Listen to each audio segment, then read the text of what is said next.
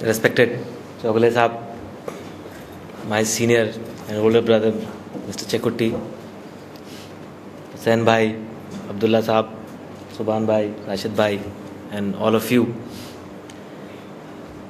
Mr. Chowgule in his speech has given me hope.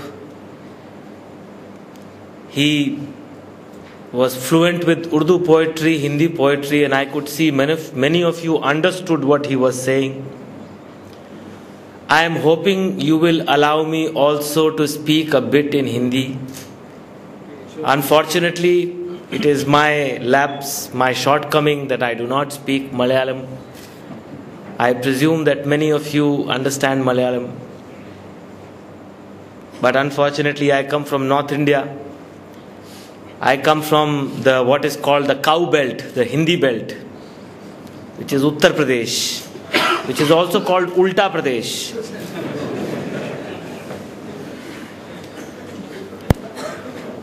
दोस्तों, मैं आपका शुक्रगुजार हूँ। आपने आज यहाँ मुझे दावत दी है और मैं बहुत खुश हूँ यहाँ पर आकर आपसे मिलकर।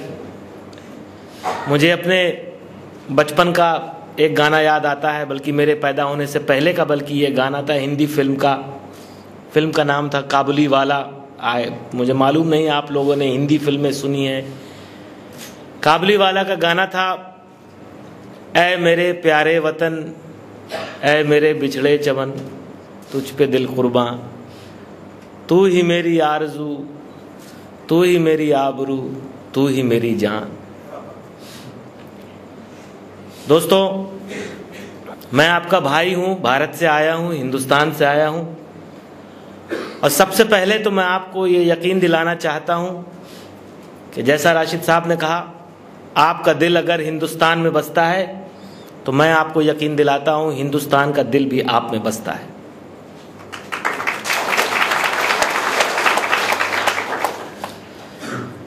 मुझे 40 मिनट का समय दिया गया है। I have 40 minutes. मैं अगर ये हिंदी में बोल रहा हूँ, आपको समझ में आ रहा है? श्योर?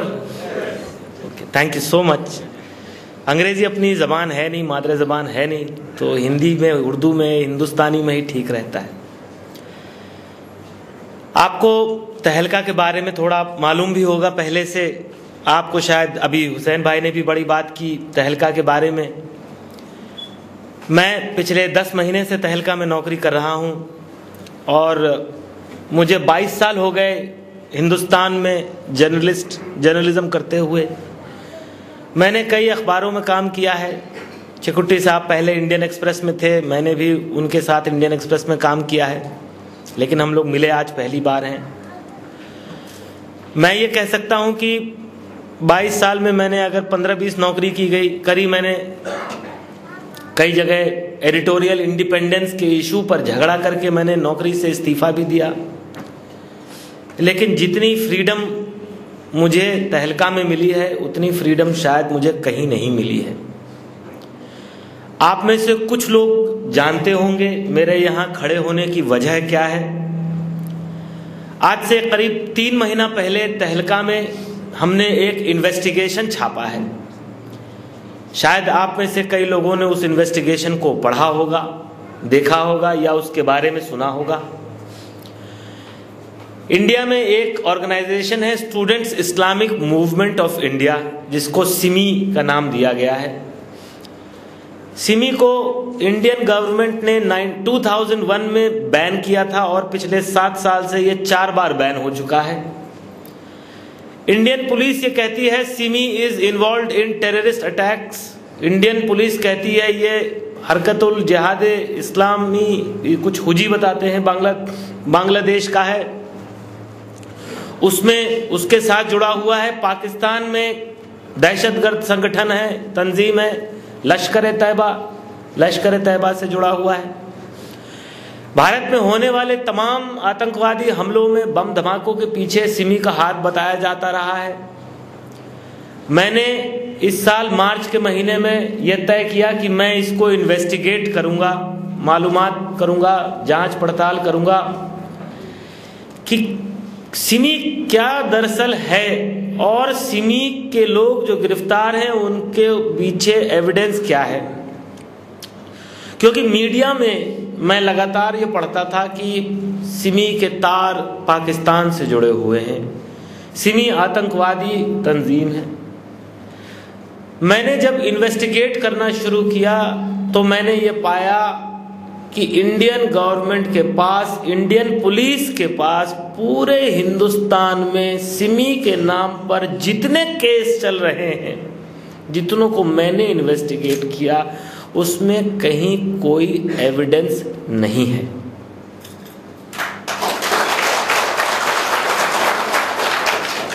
और ये बड़ी सीरियस बात है ये, क्योंकि मैं आपके सामने आज दोहा में आया हूं। पिछले 2 महीने से मैं पूरे देश में कम से कम 15 जगह भाषण देने जा चुका हूं। अपनी तकरीर के लिए जाता हूं मैं चेन्नई, कैलिकट, हैदराबाद, अयोध्या, लखनऊ, अजमेर, जयपुर, दिल्ली में जवाहरलाल नेहरू यूनिवर्सिटी, और लास्ट संडे मैं जामिया नगर में मेरा भाषण था, तकरीर थी।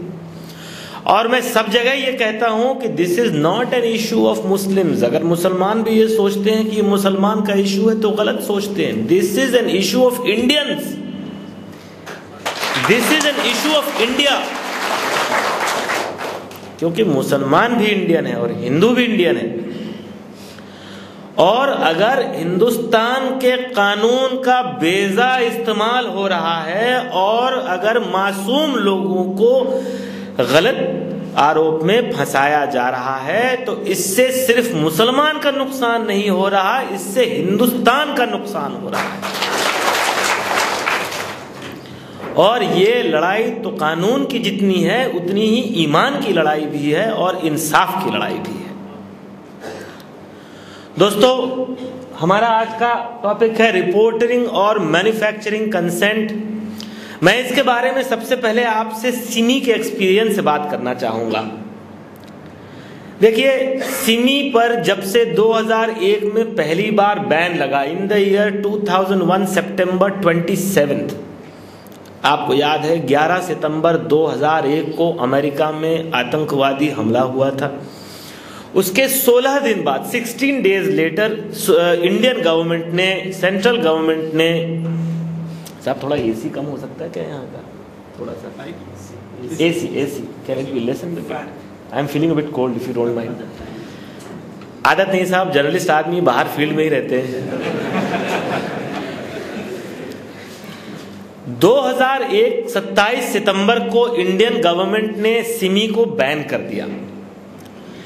उस दौर की अगर आप मीडिया रिपोर्टिंग उठा के देखेंगे तो सारी मीडिया रिपोर्टिंग वो है जो IB इंटेलिजेंस ब्यूरो या पुलिस या गवर्नमेंट बताती थी। One sided reporting. हमारे नॉर्थ इंडिया में मदर इज कॉल्ड नानी, नानी बोलते हैं। अभी एक हिंदी का मुहावरा भी है कि नानी याद दिला देंगे। तो नानी, my always tell people, my नानी, my grandmother use to say कि ब्राह्मण को रोटी खिलाओ तो स्वर्ग मिलता है, यू गो टू जन्नत। If you give food to the Brahmin you go to heaven. तो मैं बोलता था कि I am willing to accept this, but what is the source of this information. तो सोर्स तो ब्राह्मण है, वेस्टेड इंटरेस्ट है। How can you trust the information that is coming from the vested interest. ब्राह्मण की बताई हुई बात पे ब्राह्मण का ही फायदा होने जा रहा है, तो पुलिस की बताई बात पे पुलिस का ही फायदा होने जा रहा है। For the last 7 years in the entire coverage in India, in any newspaper, in any TV news channel, I challenge Indian media to show me one report, एक रिपोर्ट भी अगर दिखा दें पिछले 7 साल में जिसमें किसी जर्नलिस्ट ने यह बोला हो कि इनके खिलाफ एविडेंस क्या है। Where is the evidence? What is the evidence? क्या सबूत है? प्रोफेसर चॉम्स्की, और मैं बड़ा खुश हूं यहां पर क्योंकि मुसलमानों की एक इमेज जो टिपिकल मिडिल क्लास इंडिया में बन गई है, या बनी नहीं है लेकिन कोशिश की जा रही है कि बड़े बैकवर्ड होते हैं, इस्लामिस्ट होते हैं, टेररिस्ट होते हैं। यहाँ प्रोफेसर चॉम्स्की कोट हो रहे हैं, मुझे बड़ा अच्छा लग रहा है। मैन्युफैक्चरिंग कंसेंट, आपने उनका फ्रेज निकाल के लगाया है।